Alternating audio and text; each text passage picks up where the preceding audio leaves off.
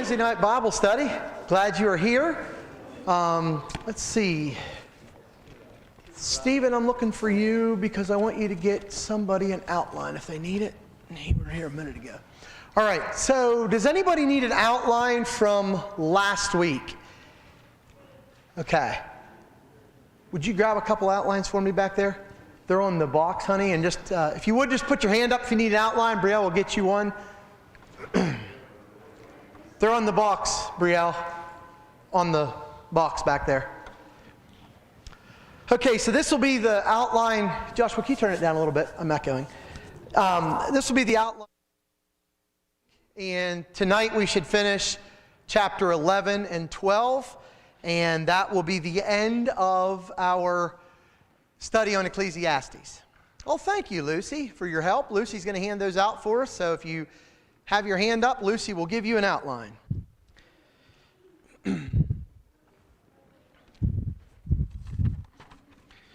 All right, so we're glad to have you. We had a great turnout for the young people making their gingerbread houses, and I was a lot of help to everybody, so everybody knows that. You know, I was help. I tasted all the different candies, and they're all safe, so everybody is good to eat their gingerbread house.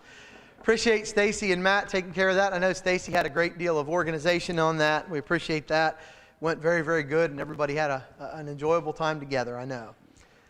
We'll go ahead and begin with a word of prayer, and then we'll send our youngins to class, and then we'll jump into our study together. So let's go ahead and bow before God. Thank you, Father, for the opportunity and the occasion again that brings us together this evening to uplift each other and to glorify your name through a study of your word.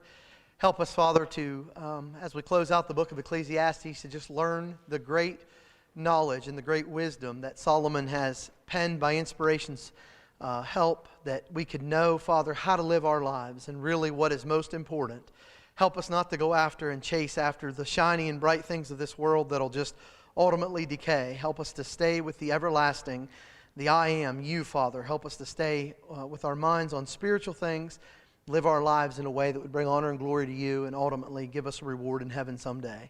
We thank you so much for the Bible. We pray for knowledge tonight as we delve into it. Give us clear minds and clear thoughts as we study this great book. Please be with us as we go into our Bible class. Be with our young people. Be with all those on our prayer list tonight, Father. Continue to encourage them and lift them up. In Jesus' name we pray. Amen. All right, youngins, you can follow Brielle to Bible class. So we are on page number 7 of your outline. Number 2, be courageous in life. Should be on page number 7. This is going to be a really neat section. You're going to like this, I think, because it is so applicable to life. I think you're even going to get a little chuckle out of this as Solomon concludes the book. So we are in Ecclesiastes chapter 11, beginning tonight. And if we think about it, let's talk a little bit about where we've been. So chapter 10, all the way through chapter 12, verse 8, he's going to give us counsel for living in an uncertain world. And we talked about chapter 10 was be careful with life. Be careful with life. Why be careful with life? Well, in the expressions we make, or what areas I should say to be careful with life, in the expressions we make, verses 1 through 3. Make sure that we note these examples that he gave. He gave some examples about foolish rulers, foolish workers, foolish talkers, foolish officers, those who serve under these foolish rulers. And he said, you know, be careful. Be careful how we approach things. Watch our tongue. Watch our lifestyle. Be careful with those type things. And then we come into this second section, chapter 11 through chapter 12, verse 8. So this is going to take all of chapter 11 and just a small portion of chapter 12. And he's basically going to be not just to be careful with life, but be courageous in life. And this is important. So, number 2, be courageous in life, chapter 11 through chapter 12, verse 8. And we're going to talk about being courageous. How do we be courageous in life? Because remember, what he's done here is he's basically painted this picture of everything being vanity of vanities, and everything under the sun is not really worth living. And then it seems like he's almost contradicting himself, because he's saying now, be careful with life, but also be courageous in life. Well, why would we be courageous in life? Well, you remember back about chapter 8, he began to make a twist.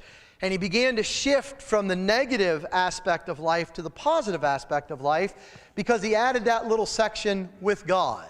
Okay? And so now we're looking at it through a little bit different eyes. We're not looking at it through just wealth and wisdom and wine and all those things he tried in chapter 1 and 2. Now we're looking at it through the spiritual eyes. And now he says, you know what? Life does make sense if you live it for God. That's the key. And he's going to sort of talk to us in chapter 11 through chapter 12, verse 8 about being courageous. He's going to do that first of all. Letter A, and this will be your next blank. Life is an adventure.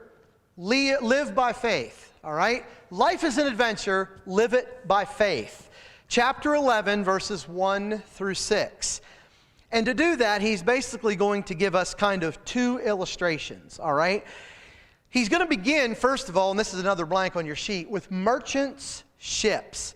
So the main title here is Life's an Adventure, Live It by Faith. Chapter 11, verses 1 and 2. Cast your bread on the surface of the waters, for you will find it after many days. Divide your portion to 7 or even to 8, for you don't know what misfortune may occur on the earth. And so he essentially looks at it from kind of like a mariner standpoint, these merchant ships. And he's saying life is an adventure, so go ahead and live it. Just go ahead, and he's not saying take these silly risks or silly chances, but he's saying there's times you have to do things. You have to just go for it, okay? You have to live it by faith. And the faith he's talking about here is not this blind leap in the dark, but rather the confidence that you have in God. It's confidence. It's based on God. Again, God's the center of our lives now, so now it makes sense. So he's saying, you know, life's an adventure, live it by faith. He uses this idea of this sea or merchant ships. Some translations render it. Then he moves on in verses 3 through 6 to talk about another illustration, farmers' seeds. Verses 3 through 6. If the clouds are full, they pour out rain upon the earth, and whether a tree falls toward the south or toward the north, wherever the tree falls, there it lies. He who watches the wind will not sow, and he who looks to the clouds will not reap. Just as you don't know the path of the wind or how bones are formed in the womb of the pregnant woman, so you don't know the activity of God who makes all things. Verse 6, sow your seed in the morning, don't be idle in the evening, for you don't know whether morning or evening sowing will succeed, or whether both of them alike will be good. And so he's looking at this perspective as not just go out and live life haphazardly, but live it courageously. Be willing to go do something. And you know, it's kind of like a person that never makes a decision because, well, I don't want to go out today because, the sun's not shining perfect. So I may not sow anything today.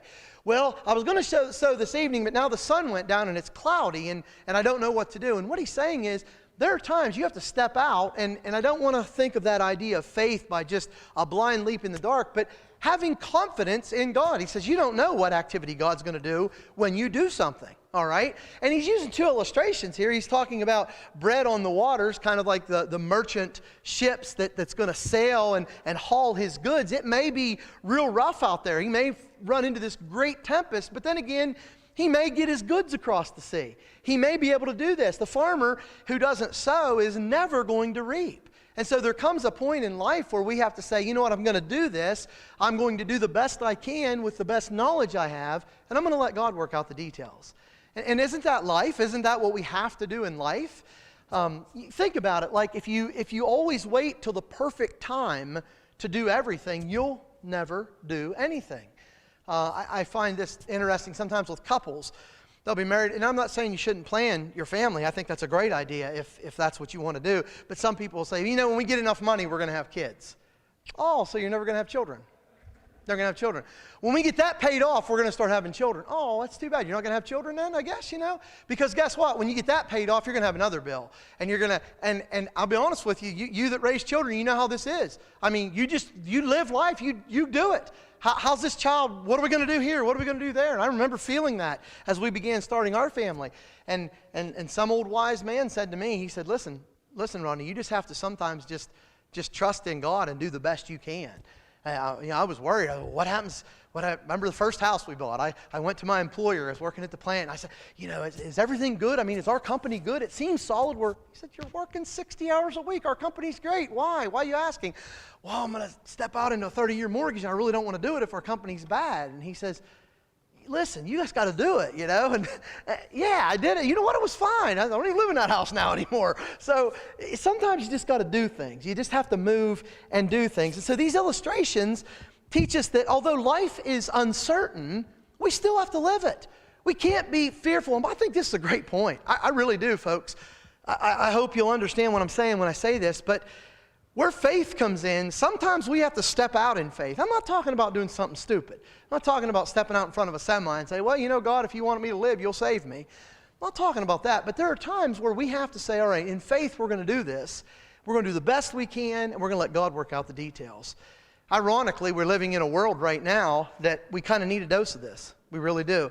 I don't care which side of the spectrum you're on at that or not, but there are times when you have to say, okay, all right, we need to live our lives here. We can't let everything scare us. We can't let everything put us into a corner. Now, I'm not saying we don't have to take precautions. I'm not saying we don't have to be smart about stuff. That's not what I'm saying, and I don't believe that's what he's saying. But he is saying, man, I'm telling you what, you hide in the corner long enough, you'll die in the corner. You'll die in the corner. He's going to show us this in a minute. Don't waste away your youth because life is fragile and it goes really quickly. James.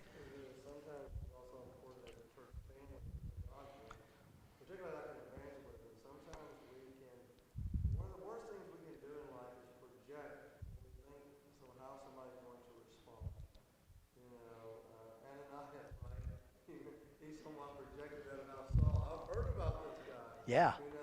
But he was all wrong. We can do that to work on the church and things we're trying to do, or great point. Visual basis when we're talking about trying to share the gospel with somebody. On the start perfectly, you're going to have just that perfect opportunity. Sometimes you just need to be thinking about, well, I'm going to bring something up, and we're going to see where it's going to go from there. That's a great point, James. And that's true when it comes to the work of God for sure. Because let me tell you, there's never a perfect time for everything. You sometimes just have to go with it. You have to do it. And I think that's what he's saying here. Life's an adventure. You have to live it by faith. And it is an adventure, isn't it? Those of you who've lived more than 10 or 12 years, is life not an adventure? It's if you look at it, now there are days I don't look at it this way, but it's kind of fun. It's kind of fun. You never know what's going to happen. I look at my life, it's kind of like a roller coaster. It is. I mean, hold on tight because you never know what's going to happen, but that kind of makes it adventurous. If it was always the same, it'd kind of be boring. But we have to live life. Then secondly, and this is important, he said life is a gift. Not only is life an adventure, but life is a gift. Enjoy it. Man, I'm telling you, we need a dose of this in our world today, all right? We need a big chunk of this in our world. How many people do you know live and don't enjoy life? Now, I want you to notice verses 11 verse 7 through 12 and verse 8. Here's what he's going to talk to us about, okay? The first one, under life is a gift, enjoy it. Number one, rejoice. Oh, Christians, look at this. Verses 7 through 9. The light is pleasant, and it's good for the eyes to see the sun. Indeed, if a man should live many years, let him rejoice in them all, and let him remember the days of darkness, for they shall be many. Everything that is to come will be futility. Rejoice, young man, during your childhood, and let your heart be pleasant during the days of young manhood, and follow the impulses of your heart and the desires of your eyes, yet know that God will bring you to judgment for all these things. Now, he's not talking about, what he did. He's not talking about living an ungodly life, but he's saying there's a part of life that we need to remember to enjoy. We need to rejoice. We need to have a positive perspective toward life. How many people do you know that are just completely soured on life? They are so soured, and if you talk to them, you'll find that their list of things that's happened to them in their lives are just this huge baggage. And everything's negative. Do you ever know anybody that can never say anything positive? Whether it's about a work of the church. I've met church members like that. They can't say anything positive about anything that happens in the church. There's always a different twist that they're going to look at. They're always going to take a different road than everybody else's. You know what? There's times we just need to enjoy the church. Listen, at Susquehanna Valley, we're living in peace right now. We don't have any big fights going on. We don't have any big divisions going on. I'm not saying everything's perfect, but enjoy it. Enjoy each other. Hug each other. Oh, but just be careful. 6 feet away hugs. But give each other the love and appreciation and enjoy each other. Man, there'll be times where we won't be able to enjoy everything. So rejoice, he says. Learn to love life. And I'll tell you, you could see people that really love life. I've met older people. I've met people in their 90s that have just, their disposition is so sweet. And when you get to know them, you'll find they had their fair share of struggles. They have a whole baggage of struggles, but they don't talk about those struggles. If they do talk about them, it's just to glorify the fact that they've gotten to the point where they're at. They're sweet-spirited. They're kind. Boy, the sun is shining. You talk to them, well, you know what? I'm on this side of the grave today. It's a good day. You know, that's the kind of attitude Solomon is saying we need to have. We need to be able to enjoy life. Rejoice, he said. Rejoice. Secondly, remove. I love this. Verse 10. So remove vexation from your heart, put away pain from your body, because childhood and the prime of life are fleeting. He ends the chapter by saying, you know what? You better remove the fretting and the sadness and all the worries. And I want to stop here for a minute, and I really want to talk to our young people for a second. Youth fades so quickly. Now, I'm not minimizing what our teenagers are going through right now, okay? Because what they're loaded with right now is a burden that they've never had to bear before. Remember that. That's a new burden for our teenagers. What burden is it? They're in a new grade. It's the new grade they have to deal with. They've never been there before. You and I, we've been there. We kind of see the end of it. We know it. They don't. So let's be patient with them. But in the same respect, young people, listen to me.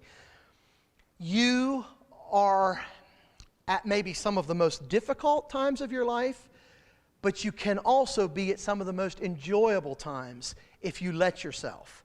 What happens sometimes is a young person gets so wrapped up in, oh, what am I going to do for that test tomorrow? You know, I'm not saying you shouldn't be concerned about the test. I'm not saying you shouldn't be concerned about who you're going to marry or where you're going to live or what career you're going to choose. But sometimes it's good to take a step back and just enjoy where you're at today. Just enjoy. Most of you young people, I think all of you young people, if I'm wrong, please correct me. I don't think any of you have a big mortgage. Does any of our young people have a mortgage? Does any of our young people have a huge car payment? I'm talking $600-700 car payment. Do you have big insurance payments? Do you have property taxes? Do you have income taxes you got to worry about? Oh, you have those little things. I know you guys have little things. I'm not minimizing it. But you guys are at a unique situation right now. You take a 17, 18, 16, 15-year-old, man, it's hard. I know it's hard on you guys. I know there's a lot of hard things. But you know what? Tonight you can go home and pillow your head. You don't have to worry about if the roof leaks tomorrow. That's Dad's responsibility. He'll take care of the roof, okay? That's not your responsibility. You don't have to worry about if the roof leaks. You don't have to worry about, well, you know what? Dad needs new cars on his vehicle. You don't have to worry about that. That's not your deal. That's his deal. And so you can learn to step back and not get so caught up into daily life. And I see young people doing this, and I'm not saying that I didn't do this some, and I'm not saying that we all aren't guilty of it some, but sometimes just take a step back. Your youth fades so quickly. I had people tell me that when I was your age, and I thought, give me a break. Give me a break. The same probably thing you're thinking. If you're over 102 tonight, you're probably saying to me, give me a break. But what you need to realize is where I'm at, I've never been before. I've never been this age before. I've never been able to look past my life and say, 20 years ago, I bought that. I've never been able to do that. I can do that now. It's a little bit scary, but you think about it. I think about my age, and I used to think of my dad at my age, and I thought, man, Dad's kind of, he's kind of lived the best years of his life. He's gone. Guess what? I'm in his shoes right now. I'm gone if that's the case. Youth fades so quickly, and you know it. You guys, you ladies, you know it. Man, I'm telling you, it seems like yesterday you were in high school. It seems like yesterday you were in college. It seems like yesterday you got married. Those things go so fast. What happens is we don't enjoy those times. I can honestly say I love having children. One of the greatest blessings in life are children. But man, I really enjoyed my wife before we had children. And you know, it's easy to think, well, when we have children, boy, then our family will be complete. No, our family was complete before that. And then God blessed our family with a little bit more completeness. But man, I remember those years. Those were precious years. So if you don't have any children yet, you know what I mean? Relish that. Enjoy that. When you have children, enjoy them when they're little. Man, daddies and mommies hold them and burp them and change their diapers. There's days I miss changing diapers. I really do.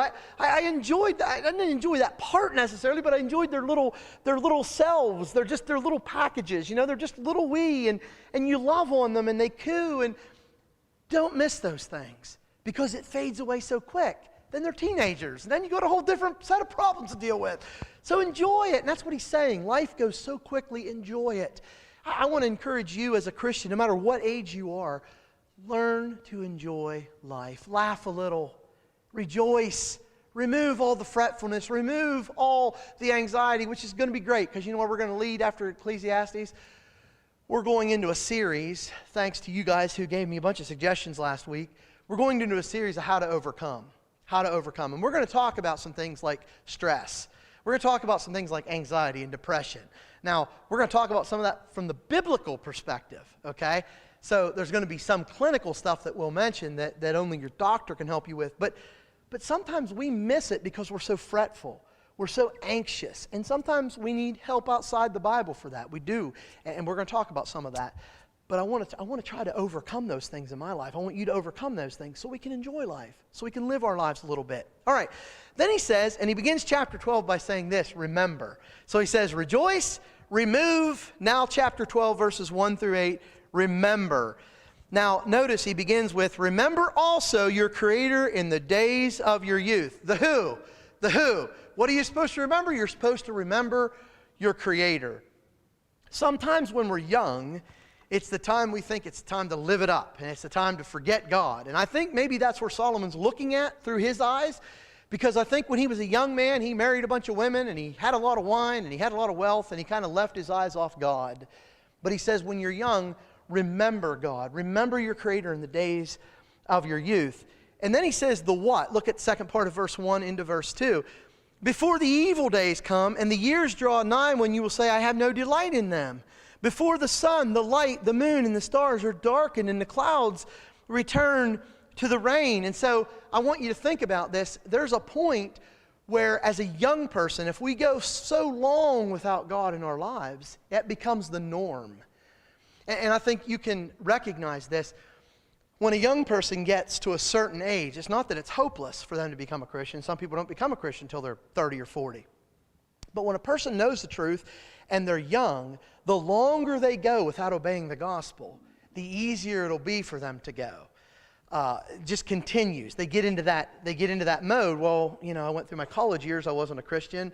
Now I'm going to go through my young adult years with a family, and I'm not a Christian. And sometimes they never come back. Sometimes they never come back to facing that.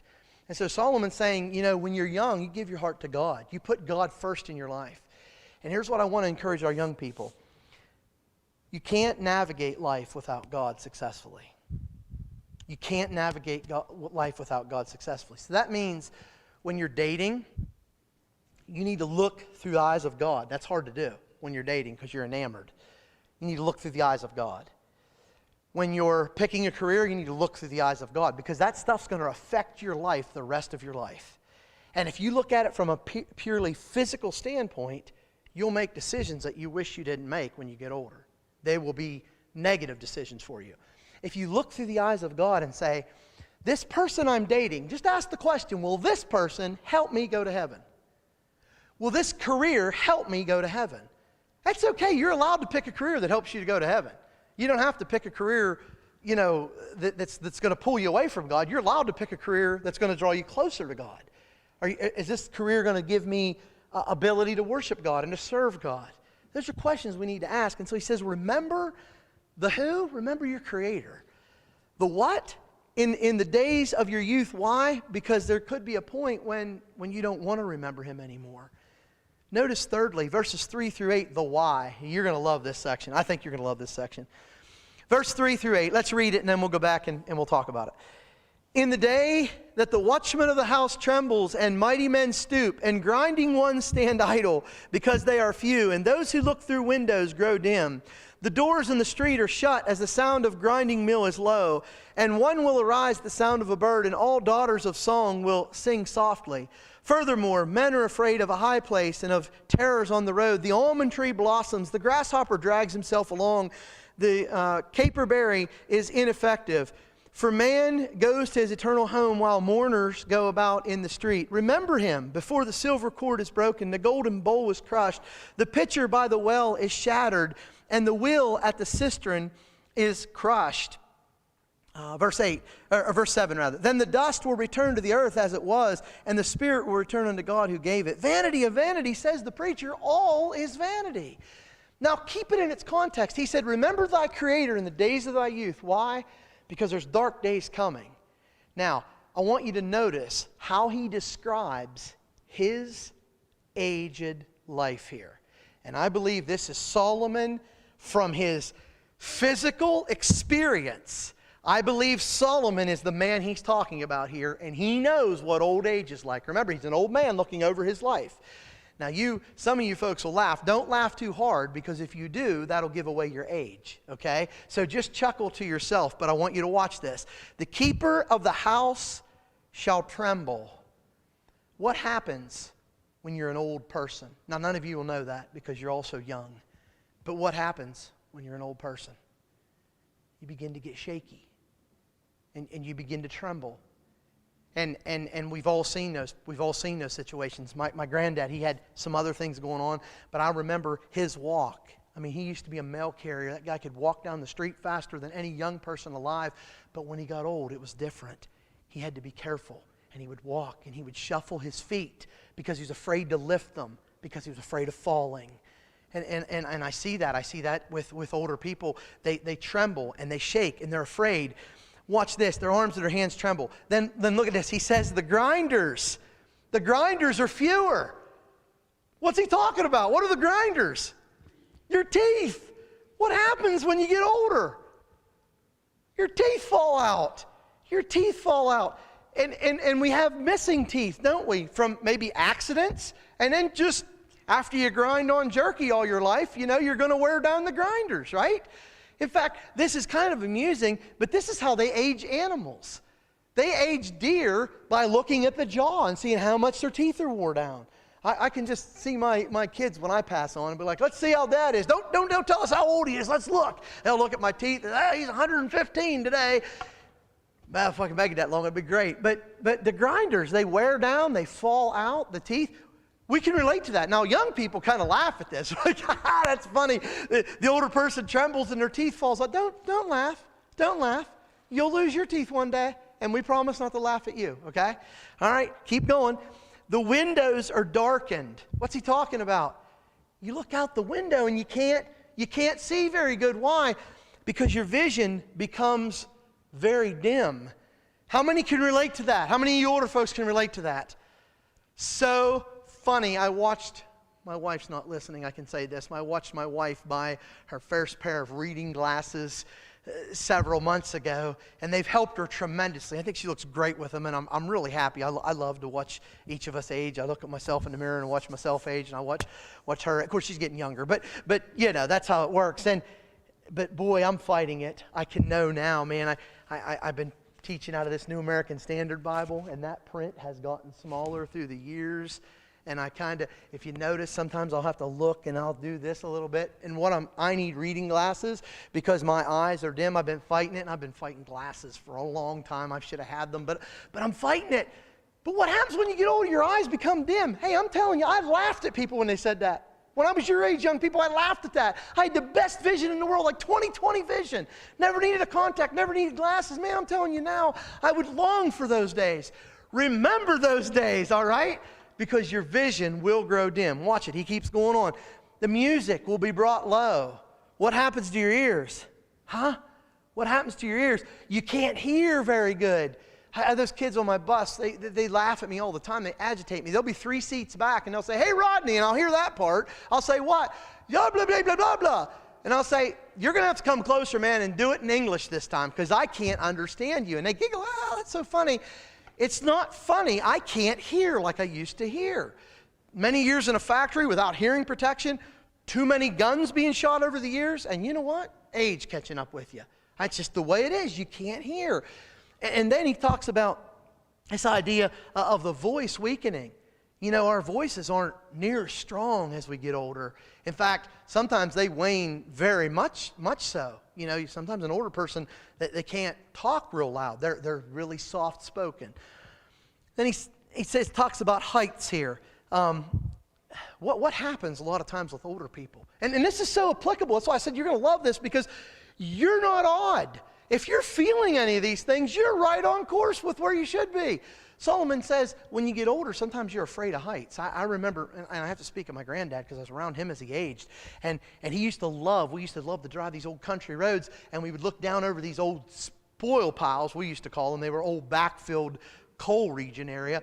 And we would look down over these spoil piles in the wintertime, and we would see deer down there. And he used to be able to spot a deer down there, 300 yards, and he'd tell me, stop. And then he'd get out, and he would sneak down over, and he would get the deer.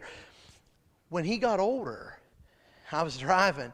He wouldn't even let me get near the edge of that spoil pile. You're getting too close. You're getting too close. Well, I'm right where the road is, Grandpa. No, I don't want to look down over there. I can't look. And it got, you older people, we went to the mountains of Pennsylvania, up to Elk County. You see the elk. We didn't see an elk. I don't know where they went. But anyway, we went there. I took my granddad up there when he was older, when he was aging, and man, he couldn't do it. He couldn't do it. He couldn't get up on top of those mountains and look down. It scared him to death. He was afraid of heights. He's afraid of falling. That happens when you get older. That really does. The almond tree, I love it. The almond tree blossoms, he says. If there's any hair left, Doug, what happens to the hair oftentimes? Well, some of you guys are over 20 and you've got beautiful hair, and I am envious of you clear to the end. But usually what ends up happening is your hair either falls out. Now, I'm not trying to be mean to you bald guys. It's really a sad situation for some of you guys that are bald. I feel bad for you. You lose your hair. The stuff that is there begins to turn white. The almond tree blossoms. They're white there. And it's funny, Jolene cuts my hair, and when she cuts my hair, I look in the garbage can, and it's like there was an old man just got his hair cut. And she said, yeah, it was you.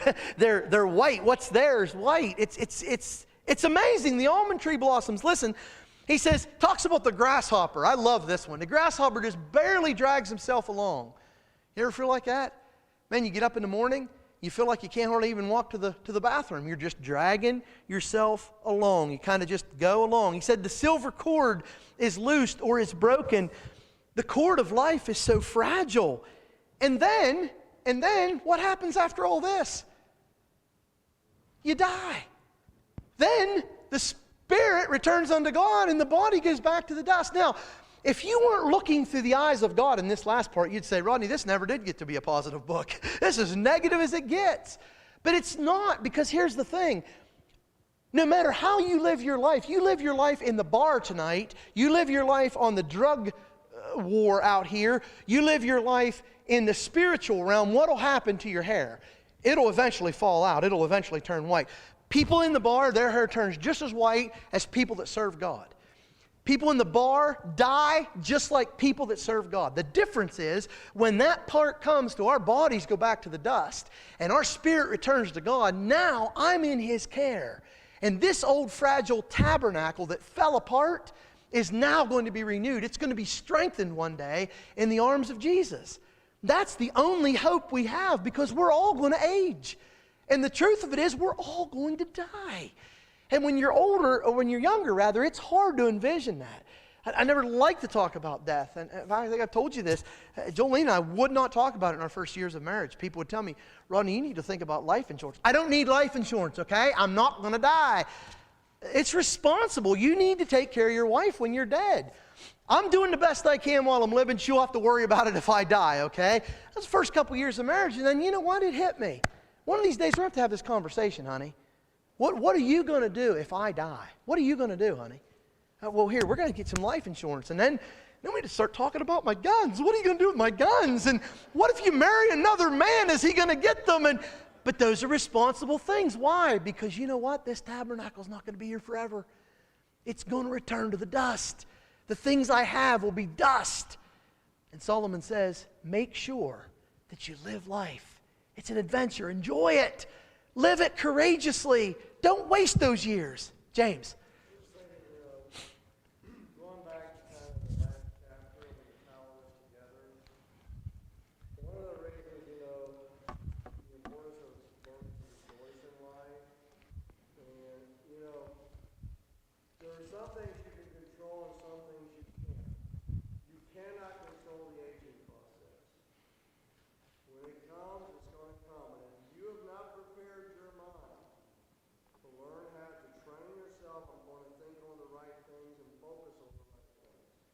then when you get to that part of your life where your body starts to break down, it's going to be misery upon misery. Just to give you an example, talking about Dad today, he always has the news blaring on. And I'm thinking, Dad, why are you filling your mind with this? Because he gets himself all worked up, and it's just not good.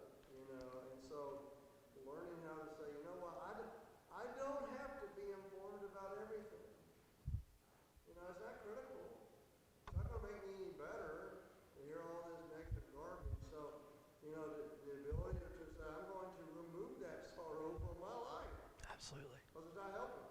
Yep. And so again, the importance of rejoicing and of what we're focusing on, because there's things that we simply can't control as we get older. That's a great point. And I know some of you have already experienced this, so I'm going to be preaching, so to speak, to the proverbial choir. Something I've noticed, especially in the last, let's say, 5-6 years, as my children have grown, I've seen how quickly a child grows, and I get to thinking, like especially hunting season, Dwight. I think, well, you know what? I may only have a few years left before my children are out. And they could be married. They might live somewhere else and not be able to come back and hunt with me. And that goes through my mind. I think, man, I better cherish this day. This day I have right now, I better cherish it. And that's essentially what Solomon's saying. He's saying you better just grab the day and enjoy the sun. And even if it rains, enjoy the rain, because you know what? There's going to be a day when you're not going to be able to enjoy those things, whether it's because of aging or things change. And so this is important for us to remember. It's important for us to condition our mind. You fellas especially, I want to talk to you for a minute. This is a lot of times what happens with men, and this is a little bit funny, but it's not funny. Men sometimes go through what they call a midlife crisis, okay? And, they run out, and this is no reflection on anybody, or I'm not being condescending when I say this, but they go out and they buy a Harley, and they get a new girlfriend, and they ride down the road really fast, and they join a gang, and they're real rebels. Why do they do that? Why do a lot of them, I'm not saying all the time, but I'm saying sometimes that happens because they have not learned to embrace the fact that I'm getting older, and they want to try to still be 20 again. And the bottom line is, you know what's a joy for a man and a woman too? You know what a joy is? It's joy to have some white hair. That's wisdom, according to the book of Proverbs. Should be wisdom, right? It's enjoyable to see a man that's living his life and maybe ready to retire or has retired, and he's got experience in life. That's precious. You don't have to go back and be 20 again. There's enough 20-year-olds out there to fill the whole world. Very immature 20-year-olds, I promise you. Just be you. Because you know what? You're going to age, and that's a beautiful thing. It's a beautiful thing to age and to mature and to change. And that's God's process. It's God's process. Now, you come back and tell me that, okay? In 20 years when I'm all crepit. No, hey, I'm going to be running marathons in 20 years. I know people that do it, too. I stayed with a guy, he's almost 80. I guess he's almost 80, yeah. In a meeting here not too long. I didn't stay with him. I stayed in a hotel, but I'm friends with him. I talked to him, and he's at the meeting, went out to dinner and stuff. But he still runs marathons. He's got all these medals from running these marathons. He gets up every morning and runs 6-8 miles every day. Every day. I think he's almost 80 years old.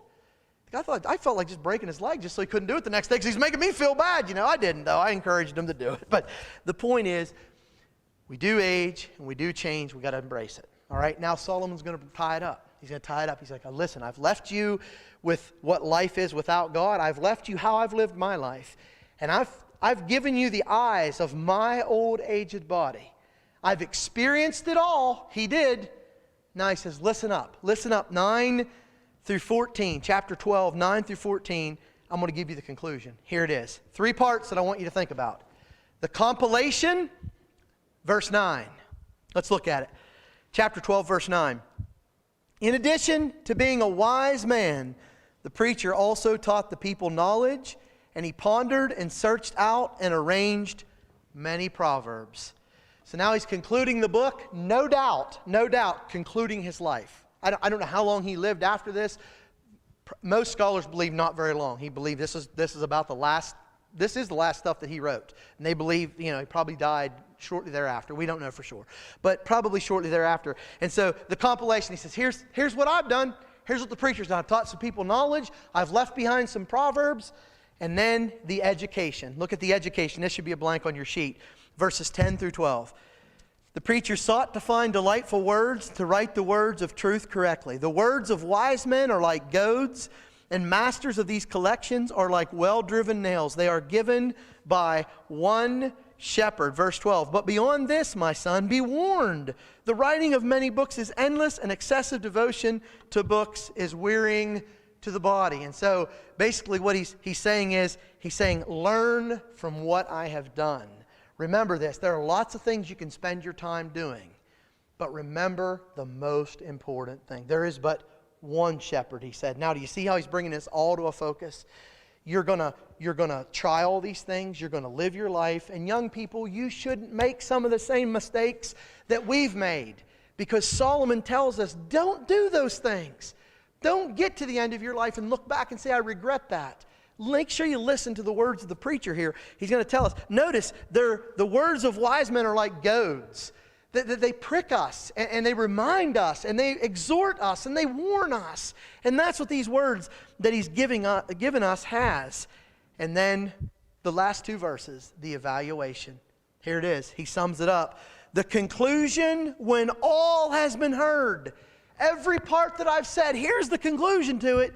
Fear God and keep His commandments, because this applies to every person. For God will bring every act to judgment, everything which is hidden, whether it is good or evil. And I want you to notice, as he writes this, and this is how I view things, I want you to see his shaking hand. Remember he said that the keeper of the house trembles, and he's trembling, and he can barely see what he's writing. But he's telling you in his last dying words, listen to me. Don't mess your life up. Don't go down the roads I've gone. Give your life to God. Fear Him and keep every one of His commandments. Because when you get to the end of your life, God will be before you, and you'll stand before Him in judgment, and He'll know everything you've done. Can you only imagine how sad this story would have ended if Solomon hadn't come back to God? You know, sometimes we go away from God and we do stupid, crazy things and we don't come back. Young people, I want to talk to you for just a minute in this conclusion. In the days of your youth, you can do things that will change your destiny in life. One decision can change your entire destiny. And that's scary. It sounds kind of threatening. I don't mean to threaten you, but it's true. But it's true. Do you know one date, the wrong date, can change your life forever? You ask many, many people, one date has changed their life. How so? Well, they maybe did things on that date they shouldn't have done, and it cost them maybe their purity. It might have been the fact that they were impregnated. Now, as a young person, they're faced with this decision. Do I keep the child or do I abort the child? If you abort the child, you will have consequences the rest of your life. You will never, ever, ever, ever forget that. That's not what they tell you in the abortion clinic. That's not what they'll tell you at school. But that will affect your psyche the rest of your life. Can you be forgiven of it? Absolutely. If you're here tonight and you've done that, will we help you? Absolutely. We'll get you over it. But I'm telling you, it'll change your life forever. Or am I going to keep this child? Now my education is going to be on hold.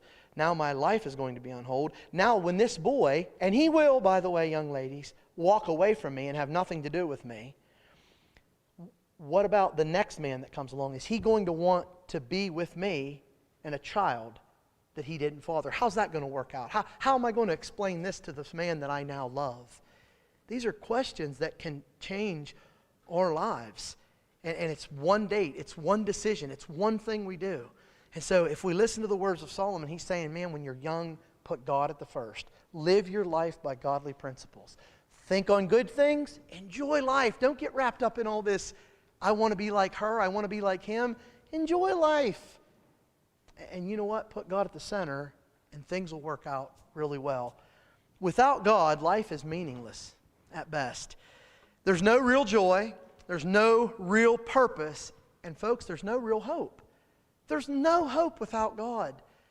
Listen, I know the Christian life can become difficult at times. It's hard to live life, whether you're a Christian or not, but Christianity can be hard to live sometimes. In this world that's sin-saturated, sometimes we get frustrated, but it's the only way to live. It's definitely the only way to die. I want you to think, with God, everything now matters. Our lives account for something greater than ourselves. You see, what you're doing here tonight is bigger than you. It's bigger than your tabernacle that'll fall apart. It's bigger. It's eternal. Don't make the same mistakes Solomon made in living to the flesh, but rather, as early as possible, seek out and serve God. Someone has said it like this: fate without God is fatal. Fate with God is fantastic. Life given to God. Any questions or comments? Wasn't that a great book? I'm telling you what, the Bible's so practical. I mean, there's not a part of it that's not practical. But this is the stuff right here that young people, you're kind of blessed. I wish I would have been 16 and had somebody teach this book to me, because I didn't study this book when I was 16. I didn't know anything about Ecclesiastes. And I wish I would have heard some of these things as a young person. Thank God my life didn't go as far off to the left as it could have, I'm sure.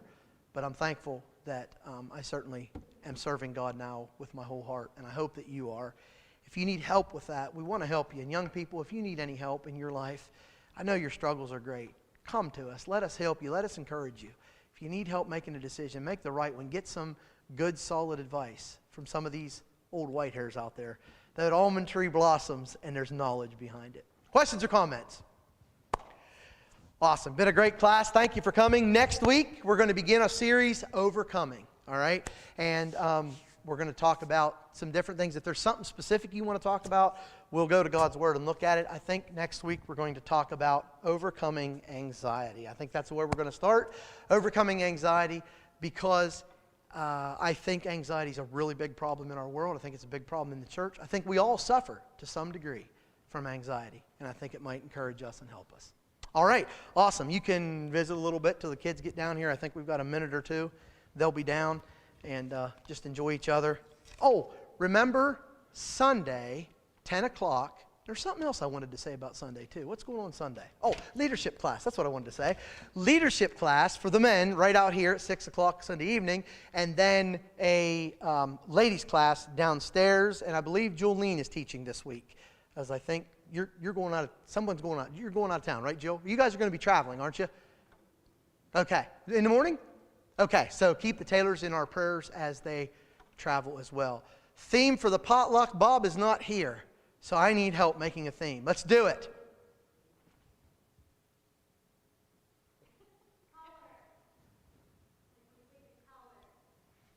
Color. Beautiful. I have no idea what you're talking about, but I know you can pull this off. Here's what I want you to do, Allie. I want you to go back, if you would, please. Get a piece of computer paper out of Sherry's office, get in the copier and pull a piece of computer paper out, a printer paper, and make that list and make a nice list for us and hang it up. Would you do that for us? Can you do that? Go ahead. Go get them. You're dismissed. You won't even get a detention. Go ahead.